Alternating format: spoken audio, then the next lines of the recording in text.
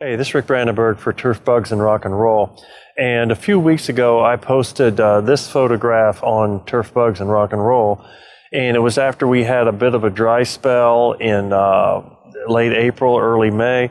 And then we got some really good rains. And I said, hey, the fire ants will really come out now because it's been dry. And when we get good soil moisture, the fire ants will push their mounds up and they'll be really active. And that's a good time to control.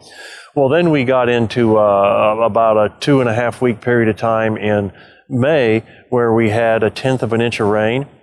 And then later in May, we got 4 days where it just rained and rained and rained, and we got 2 3/4 inches of rain over that time.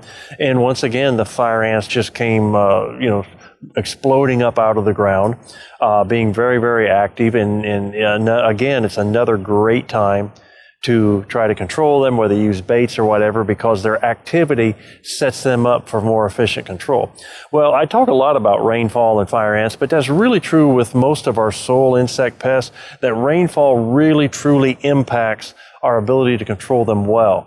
And this is the summertime, it's the time of year we control mole crickets. And rainfall patterns will cause mole crickets to lay eggs. If it's been really dry, they won't lay eggs. When we get really good rains in the spring, they will lay their eggs. But rainfall and good soil moisture also plays a critical role in effectively managing them. When it's really hot and dry, the crickets are going to be deeper. The pesticide is going to bind up with soil particles and organic matter, and it's not going to move to its site where it needs to be to control them. So good rainfall and following up with treatments for insects like mole crickets will almost always give you improved control. The same thing is true for white grubs. If it's really hot, really dry, it's hard to get the insecticide moved to the site where you want it to. In fact, when I tell people, even when they're using preventive applications, if it's hot and it's dry, I really think you'll get better control if you wait a few weeks until it rains and then put the product out.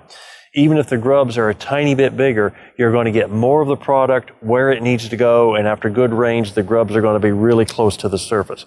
So the bottom line is this whole message: rainfall patterns influence soil insect behavior like fire ants, mole crickets, white grubs. We're always going to get better control if we apply it immediately after rains, when there's good soil moisture, the insects are up near the surface, they're more active. Then the level of control we'll get if it's really hot and dry and the insects are less active near the surface. The pesticide is more likely to volatilize, to bind up with soil particles and organic matter. Rainfall and subsequent treatments usually end up in success, and you can get better performance out of most of your products. Hope that helps. Look forward to talking with you again soon.